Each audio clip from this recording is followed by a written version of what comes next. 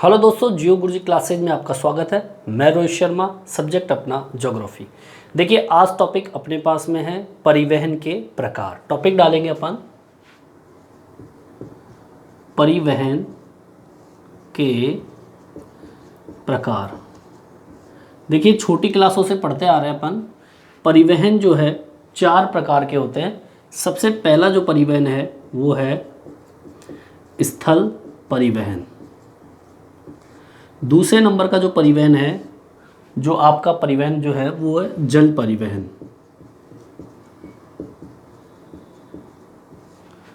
तीसरे नंबर पे है वायु परिवहन और चौथे नंबर पे आता है पाइप लाइन। ठीक है, इस परिवहन के बारे में आपने नहीं पढ़ा होगा, लेकिन आज हम इस पाइपलाइन से संबंधित भी बिंदु पढ़ाएंगे। सबसे पहले हम बिंदु देखते हैं स्थल परिवहन के बारे में। स्थल परिवहन, देखिए आज हम जिस परिवहन का अध्ययन करेंगे वो आपका टॉपिक रहेगा आज स्थल परिवहन का। नेक्स्ट वीडियो में हम जल परिवहन, वायु परिवहन और पाइपलाइन का अध्ययन करेंगे। अभी के लिए केवल हम स्थल परिवहन की हम चर्चा करेंगे। ठीक है, सबसे पहले हम बात करते हैं स्थल परिवहन की। स्थल परिवहन जो है मुख्य रूप से 2 प्रकार का होता है। एक होता है सड़क परिवहन और दूसरे नंबर पे होता है रेल परिवहन। इसमें भी हम जो चर्चा करेंगे वो सबसे पहले सड़क परिवहन की बात करते हैं, लेकिन सड़क परिवहन से पहले हम स्थल परिवहन की विशेषताओं का अध्ययन करेंगे। ये स्थल परिवहन पर ही ये दोनों परिवहन टिके हुए हैं, क्योंकि सड़क परिवहन और रेल परिवहन होते कहाँ पर है? स्थल परिवहन के ऊपर। तो हम सबसे पहले स्थल परिवहन के विशेषताओं के बारे में अध्ययन करते हैं। देखिए, स्थल परिवहन जो होता है, अगर हम पुराने समय में जाए तो पशुओं के द्वारा भी परिवहन किया जाता था। वो कहाँ पर? स्थल परिवहन के ऊपर। तो सबसे पहली विशेषता स्थल परिवहन की क्या है? पुराने समय में बात करें तो पुराने समय में स्थल परिवहन पशुओं द्वारा, ठीक है, जो स्थल की जो जगह होती है वहाँ पर पशुओं के द्वारा जो है बोझा ढोने। ठीक है, इसके अलावा कई जंगली जानवर जैसे कि खच्चर है, ऊंट है, ठीक है, घोड़े हैं, आदि से स्थल परिवहन किया जाता था। आज भी करते हैं, लेकिन अगर पुराने समय को देखा जाए तो परिवहन इन्हीं पशुओं के माध्यम से किया जाता था। फिर हम बात करते हैं, ये पहली विशेषता है। फिर दूसरी विशेषता की बात करते हैं। स्थल परिवहन के अंदर, या कह दीजिए क्रांति के अंदर, परिवहन की क्रांति जो है वो एक तरीके से कुछ समय था, उसके बाद में प्रारंभ हुई। जैसे कि परिवहन की क्रांति जो है, परिवहन में क्रांति ये प्रारंभ हुई थी 18 शताब्दी में। जो 18वीं शताब्दी थी, इस 18वीं शताब्दी के अंदर परिवहन में क्रांति प्रारंभ हुई थी, जब बना था भाप का इंजन। भाप का इंजन बनकर तैयार हुआ। ठीक है, सबसे पहले जब भाप का इंजन बना था उस समय को परिवहन के अंदर क्रांति मानी जाती है। और सर्वप्रथम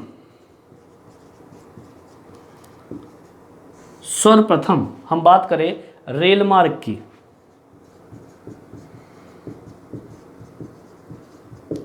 1825 में, ठीक है, समय था 1825 में। उत्तरी इंग्लैंड जो था, 1825 में उत्तरी इंग्लैंड के एक स्थान का नाम है, उसका नाम है स्टाकटन। ठीक है ना, स्टाकटन और दूसरा स्थान जो है वो है डार्गिगटन, डार्गिगटन। ठीक है, इन दोनों स्थानों के बीच में इस ट्रेन को चलाया गया। ठीक है,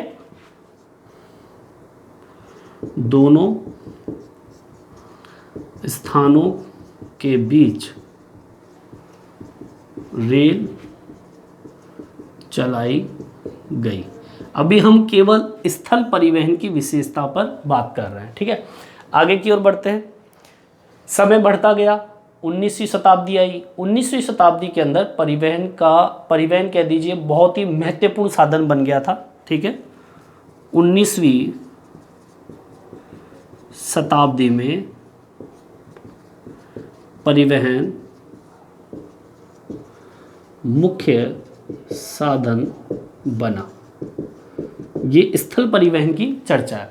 आगे की ओर बढ़ते हैं, फिर स्थल परिवहन की ओर बात करते हैं। तो स्थल परिवहन के अंतर्गत कई, इसको उतारना चाहे तो आप उतार सकते हैं। ठीक है, इसको मैं साफ कर देता हूं।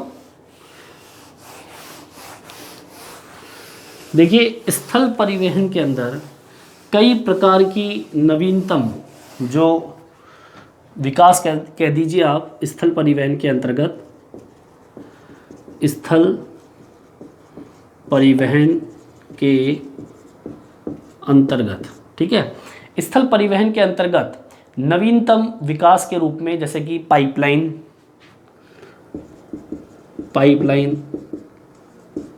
ठीक है, स्थल परिवहन पर ही होती है। ठीक है, इसके अलावा राजमार्ग,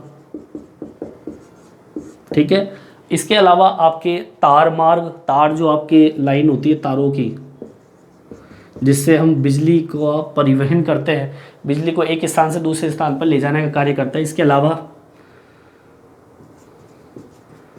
तरल पदार्थ जो होते हैं जैसे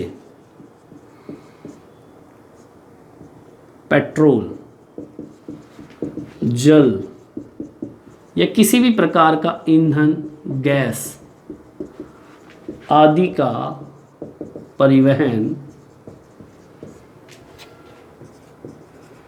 स्थल परिवहन के द्वारा किया जाता है। ठीक है, तो ये स्थल परिवहन की कुछ विशेषताओं के बारे में हमने बात की। आगे की ओर बढ़ते हैं तो स्थल परिवहन के अंतर्गत और भी कई चीज़ें आती है, जैसे कि स्थल परिवहन में रेल मार्गों का, स्थल परिवहन के अंतर्गत रेल मार्गों, ठीक है, रेल मार्गों का अहम योगदान माना जाता है परिवहन के अंतर्गत। मोटर, ट्रक, ठीक है, इसके अलावा जो भी बसें चलती है ये सब, पाइपलाइन, ये सभी इस परिवहन के भाग हैं। अब आगे की ओर बढ़ते हैं। अब मैंने आपको भी स्थल परिवहन के बारे में चर्चा की। अब हम स्थल परिवहन के अंतर्गत दो भाग दिए हुए हैं आपके सामने, एक सड़क परिवहन है और एक रेल परिवहन है। सबसे पहले हम जो देखेंगे वो हम सड़क परिवहन की चर्चा करते हैं आज हम। ठीक है, कि सड़क परिवहन अब सब जानते ही हैं सड़क परिवहन क्या होता है, और हम सड़क परिवहन के बारे में पहले ही बता चुके कि अगर हमें छोटी दूरी तय करनी है, मतलब अगर द्वार से द्वार अगर हमें जाना है, सबसे पहले हम देखेंगे स्थल परिवहन में सड़क परिवहन। सड़क परिवहन की क्या विशेषता है कि अगर छोटी दूरी तय करनी है तो सड़क परिवहन सबसे सस्ता साधन माना जाता है। ठीक है, छोटी दूरियों के लिए सड़क परिवहन सस्ता व सुरक्षित परिवहन है। अब इस सड़क परिवहन की बात करें तो सड़क परिवहन को दो भागों में देखा जाता है। कितने भाग है इसके? दो। पहला है, ये सड़कें कितने प्रकार की होती है? दो ही तरह की सड़कें होती है। एक होती है कच्ची सड़कें दूसरी होती है पक्की सड़कें। ठीक है, सबसे पहले हम देखते हैं कच्ची सड़कों के बारे में। देखिए कच्ची सड़कें कौन सी होती है? जो सड़कें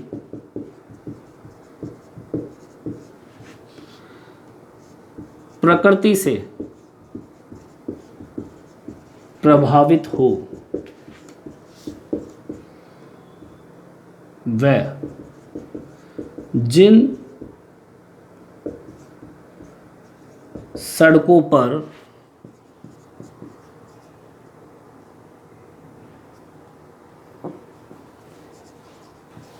खर्च की लागत कम हो वह ये सड़कें ग्रामीण क्षेत्रों में हो।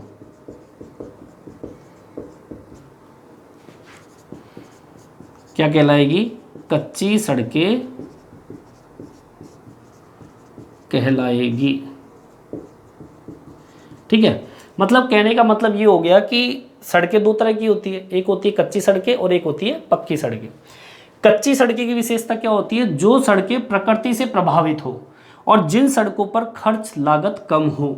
ये सड़कें कहाँ बनती है? ग्रामीण क्षेत्रों के अंदर। ठीक है, अगर मान लीजिए बाढ़ आती है या वर्षा होती है तो ये क्या हो जाती है?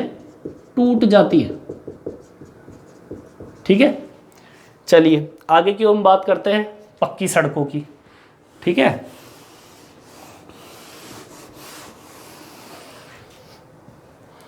ये इसकी विशेषता हो गई। अब हम बात करते हैं दूसरे नंबर पे पक्की सड़कें। अब पक्की सड़कें जिन पर लागत अधिक आए, जो मौसम से कम प्रभावित हो, जो राज्य से राज्य को जोड़ने के लिए बनाई सड़कें कौन सी कहलाएगी? पक्की सड़कें कहलाती है। मतलब वे सड़कें जिनको बनाने में लागत क्या हो? अधिक आए, मौसम से कम प्रभावित हो। अगर बाढ़ की स्थिति अगर ज़्यादा है तो ही ये प्रभावित होगी। दूसरी चीज, लंबी दूरी के लिए ये सड़कें बनती है। ठीक है, या कह दीजिए जो राज्य से राज्य, अब राज्य से राज्य की बात करें तो लंबी दूरी तय करनी पड़ेगी इसके अंदर। इसके अलावा इसके रख रखाव पर अधिक खर्च आता है। अब लंबी दूरी है तो इसके रख रखाव पर खर्चा भी अधिक आएगा। ठीक है, तो ये आपके पक्की सड़कों की विशेषता होगी। विश्व की अगर देखा जाए, विश्व के अंदर अगर हम देखें तो पक्की सड़कों का जो अनुपात है वह आपको अमेरिका में ज़्यादा मिलेगा। ठीक है, तो ये मैंने आपको दो सड़कों के दो पार्ट जो है भाग बताए मैंने। अभी रेल परिवहन की चर्चा अपन नहीं कर रहे हैं। ठीक है, अभी हम केवल सड़क परिवहन की बात कर रहे हैं कि सड़क परिवहन जो होता है, विशेषता मैंने आपको बताई दी। सड़क परिवहन छोटी दूरी के लिए सुरक्षित और अच्छा माना जाता है। दो सड़कें होती है, एक आपकी कच्ची सड़कें होती है और एक आपकी पक्की सड़कें होती है। कच्ची सड़कें जो होती है वो आपके एक तरीके से गांव जोड़ने के लिए बनाने का तरीका भी सरल होता है। ऋतु से या बाढ़ वर्षा से ये प्रभावित होती है, ग्रामीण क्षेत्रों में इसको बनाया जाता है। पक्की सड़कें जो होती है उसके ऊपर निर्माण का खर्च भी ज़्यादा होता है। सड़कों की गुणवत्ता पर इस पर ध्यान दिया जाता है। ये लंबी दूरी के लिए उपयोगी माना जाता है। रख रखाव पे भारी खर्च इसके अंतर्गत आता है। ठीक है, आगे की ओर अपन बढ़ते हैं। अब हम बात करते हैं सड़कों की विश्व स्तर पर चर्चा करते हैं। देखिए आगे, टॉपिक अपन डालते हैं क्या, विश्व स्तर पर सड़कों का वितरण। ठीक है, सड़क परिवहन के बारे में ही चर्चा चल रही है। देखिए सबसे पहली चर्चा क्या है, सबसे पहली स्थिति यह है कि विश्व के अंदर चलने वाली जो मोटर गाड़ियां होती है कहाँ चलती है, सड़कों पर चलती है। इसकी लंबाई जो देखा जाए पूरे विश्व की बात करें तो 1.5 लाख किलोमीटर का है। कितना किलोमीटर है, 1.5 लाख। विश्व में चलने वाली मोटर गाड़ियों की सड़कों का अनुपात 1,50,000 1,50,000 किलोमीटर है, जिसका 33% भाग केवल कहाँ पर है, उत्तरी अमेरिका के अंदर। ठीक है, कि सबसे ज़्यादा जो अनुपात रखा गया है मतलब है 33% भाग कहाँ पर है, उत्तरी अमेरिका में सड़कों का जाल आपको यहाँ पर मिलेगा। ठीक है, आगे की ओर बढ़ते हैं। विश्व के अंदर सड़कों की बात करें तो इसके अंदर सड़कों का जो उपयोग होता है वो चाहे वो प्रादेशिक हो, चाहे वो राष्ट्रीय हो, चाहे अंतर्राष्ट्रीय हो, चाहे महाद्वीप हो, सब क्षेत्रों के अंदर सड़कों का अनुपात कैसा होता है, असमान रूप से पाया जाता है। विश्व में सड़कों का वितरण प्रादेशिक हो, राष्ट्रीय हो, अंतर्राष्ट्रीय हो या महाद्वीपों में हो, कैसा पाया जाता है, असमान रूप से वितरण पाया जाता है। मतलब अगर हम पूरे विश्व की बात करें तो सड़कों का जो जाल है वो एक जैसा नहीं पाया जाता, सब जगह अलग अलग पाया जाता है। जैसे अभी मैंने बताया कि 1.5 लाख मतलब 1,50,000 किलोमीटर में 33% भाग तो आपका किसका है, उत्तरी अमेरिका का है। सबसे ज़्यादा कहाँ किसका है, उत्तरी अमेरिका का। ठीक है, आगे की ओर बढ़ते हैं, एक टॉपिक डालते हैं यातायात प्रवाह का। ठीक है, ये इसी से संबंधित है, सड़कों के वितरण से ही संबंधित है। जब सड़क तंत्र, एक परिभाषा इसमें आती है, जब सड़क तंत्र यातायात की ज़रूरतों के अनुरूप विकसित ना हो पाए तो सड़कों पर संकुलन क्या हो जाता है, बढ़ जाता है। और इस प्रकार का संकुलन हम उच्च बिंदु या निम्न बिंदु जो है विशेष तौर पर दिन के समय अपन दे सकते हैं, जिसे हम यातायात प्रवाह के नाम से जानते हैं। ठीक है, जब सड़कों का निर्माण जरूरत के अनुरूप विकसित ना हो तो सड़कों पर दबाव बढ़ जाता है। यह दबाव उच्च व निम्न स्तर दिन के समय हम देख सकते हैं। इसे ही हम किस नाम से जानते हैं, यातायात प्रवाह, यातायात का बहना। अब यातायात का जो बहाव जो होता है हम देख सकते हैं उसको, दिन के समय हम देखते हैं कि ट्रैफिक बहुत ज़्यादा बढ़ जाता है और ये सड़कों के निर्माण की ज़रूरतों के अनुरूप अगर विकास नहीं हुआ, मान लीजिए ट्रैफिक हो गया ज़्यादा लेकिन हमारी सड़कें जो है वैसी की वैसी है, तो क्या होता है, सड़कों के ऊपर दबाव बढ़ जाता है और वहाँ पर उच्च स्तर और निम्न स्तर की स्थिति जो होती है, कभी तो बहुत तेज़ यातायात हो जाता है तो कभी निम्न हो जाता है। ऐसी कंडीशन को हम कब देख सकते हैं, दिन के समय, और इसे ही हम किसके अंतर्गत मानते हैं, यातायात प्रवाह के अंतर्गत मानते हैं। ठीक है, चलिए आगे की ओर बढ़ते हैं। देखिए अब हम बात करते हैं विश्व स्तर के ऊपर ही सड़क परिवहन के अंदर महामार्गों की बात करते हैं। ठीक है, विश्व स्तर पर ही सड़कों के अंतर्गत महामार्गों की हम चर्चा करते हैं। देखिए महामार्ग कौन से होते हैं? महामार्ग के अंतर्गत ये दूरस्थ स्थान, दूरस्थ जो स्थान होते हैं, दूरस्थ स्थानों के लिए महामार्गों का निर्माण किया जाता है। इन पर खर्च अधिक होता है। ठीक है, रख रखाव पर खर्च, इनमें पुलों, लेनों, लेन होती है। ठीक है, इसके अलावा आपके जो लेन होती है, पुल होते हैं, या कह दीजिए दोहरे मार्ग होते हैं, दोहरे मार्ग होते हैं। इसके अलावा हम बात करें तो आपकी जो फ्लाईओवर, ठीक है,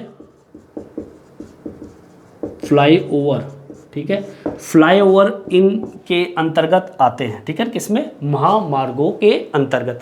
इसके अलावा 80 मीटर चौड़ी सड़कें होती है, 80 मीटर चौड़ी सड़कें होती है। ये क्या कहलाती है? महामार्ग। ये महामार्ग की मैंने आपको विशेषता बताई। अब हम बात करते हैं कुछ मुख्य महानगरों की विशेषताओं के बारे में। और एक चीज और, महामार्ग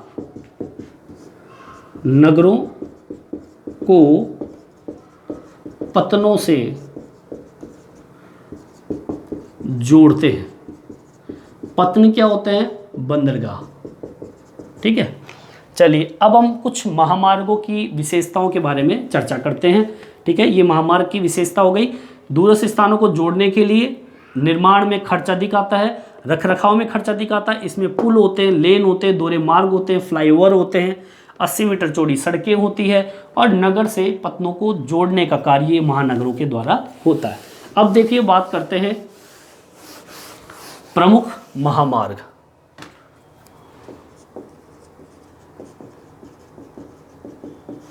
देखिए प्रमुख महामार्ग की बात करें तो सबसे पहले हम ले लेते हैं अमेरिका को। ठीक है, जो आपका उत्तरी अमेरिका कह लीजिए, ये महामार्ग जो है, या कह दीजिए यहाँ महामार्गों का घनत्व सर्वाधिक है। सबसे पहली विशेषता आपकी ये हो गई, जो लगभग 0.65, ठीक है, जो लगभग 0.65 किलोमीटर प्रति वर्ग किलोमीटर है। ठीक है, मतलब 0.65 प्रति वर्ग किलोमीटर इसका फैलाव माना जाता है। ठीक है, प्रत्येक स्थान महामार्गों से 20 किलोमीटर, ठीक है, मतलब 20 किलोमीटर के दायरे के अंदर, दूरी के अंदर प्रत्येक स्थान जुड़े हुए होते हैं, जुड़े होते हैं। मतलब हर स्थान जो है 20 किलोमीटर पार करने के बाद में क्या आ जाएगा? महामार्ग उत्तरी अमेरिका या अमेरिका में आ जाएगा। ठीक है, अच्छा, यहाँ पे प्रमुख जो आपका महामार्ग है वो है ट्रांस, आपका जो कनाडियन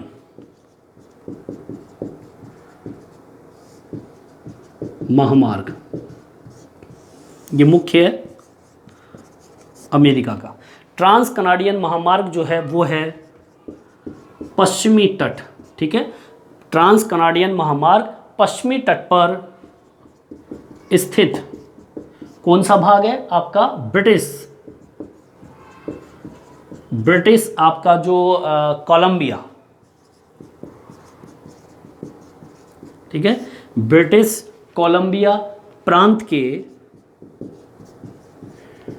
वैंकूवर, ठीक है, वैंकूवर स्थान को पूर्वी जो भाग है स्थान को आपका जो पूर्वी तट पर स्थित एक स्थान और है, उसका नाम है न्यू फाउंडलैंड।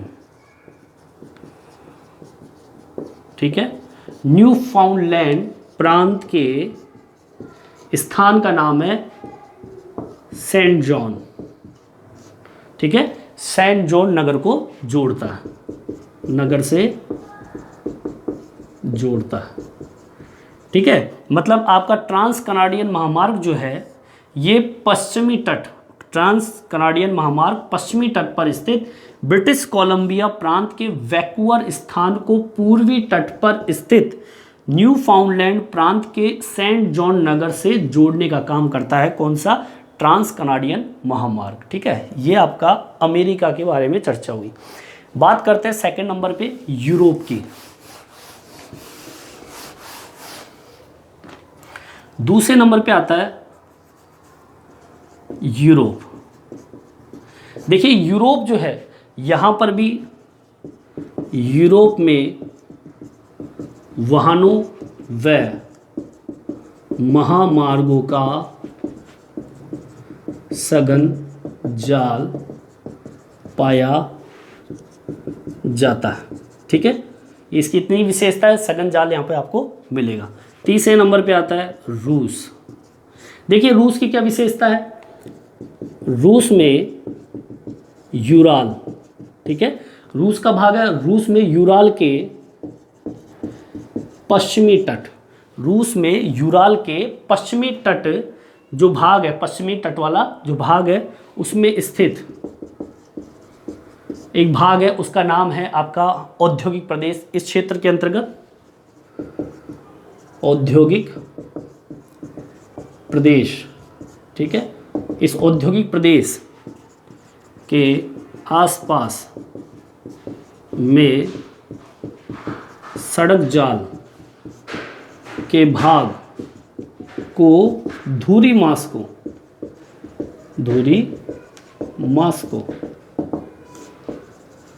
के नाम से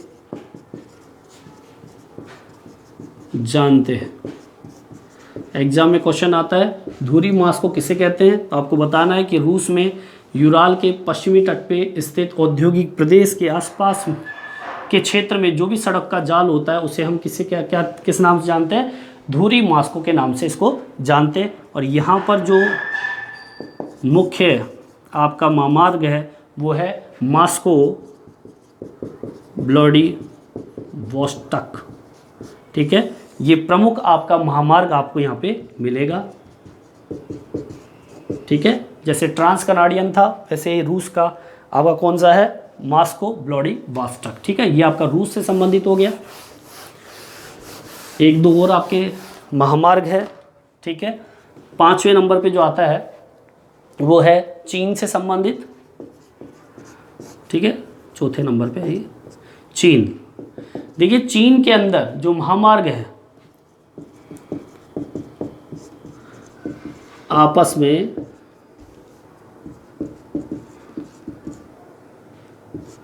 चीन में महामार्ग आपस में क्रिस क्रॉस बनाते हैं। क्वेश्चन आ जाए क्रिस क्रॉस किसे कहते हैं, तो क्रिस क्रॉस क्या होता है, महामार्ग जब आपस में एक दूसरे को काटते हैं तो क्रिस क्रॉस बनाते हैं। यहाँ महामार्ग, अब देखिए यहाँ पर जो महामार्ग है वो कहाँ पे मिलेंगे आपको, संघाई में मिलेंगे आपको। ठीक है, इसके अलावा आपका सांसो, ठीक है, बीजिंग, ठीक है, और इसके अलावा आपको मिलेगा गवाजाओ, यहाँ पे आपको महामार्ग मिलेंगे। ठीक है, पांचवें नंबर पे आता है आपका भारत। अब देखिए भारत की बात करें तो भारत के अंदर बहुत अनेक प्रकार के महामार्ग आपको मिलेंगे। अनेक महामार्ग जो राज्य से राज्यों को जोड़ता है। ठीक है, अब सबसे बड़ा महामार्ग जो है वो कौन सा है, महामार्ग संख्या 7। और ये है कहाँ से, वाराणसी। ठीक है, ये वाराणसी से जो है वहाँ से प्रारंभ होता है, वाराणसी से कन्याकुमारी तक ये सबसे बड़ा महामार्ग है। ठीक है, 7 वाराणसी से कन्याकुमारी तक। इसके अलावा स्वर्णिम चतुर्भुज योजना मोस्ट आपका, स्वर्णिम चतुर्भुज योजना के अंदर दिल्ली, मुंबई, चेन्नई और कोलकाता को जोड़ा गया। ठीक है, मतलब स्वर्णिम चतुर्भुज योजना क्या थी, एक ऐसी सड़क जो 4 बड़े महामार्गों को जोड़ने का काम ये करती है। ठीक है, चलिए आगे की ओर बढ़ते हैं अपन। अंत में आता है अपना सीमावर्ती सड़कें। सीमावर्ती सड़कें, आखिर में ये सड़कें देश की सीमा पर बनाई जाती है, जो सैन्य शिविरों व गांवों की आपूर्ति पूरी करती है। मतलब सीमावर्ती सड़कें कहाँ बनाई जाती है, देश की सीमाओं के करीब, और ये सैन्य शिविर जो होते हैं उनके लिए, और ग्रामीण क्षेत्रों की जो आवश्यकता संबंधित जो भी सामग्री होती है उनको पूरा करने के लिए इन सड़कों को बनाया जाता है। तो ये आज मैंने आपको स्थल परिवहन के अंतर्गत सड़क परिवहन की मैंने आपके सामने आज चर्चा की। ठीक है, इस वीडियो में इतना ही। ये वीडियो आपको कैसा लगा मेरे कमेंट्स बॉक्स में डाल के बताएं। इस वीडियो में इतना ही।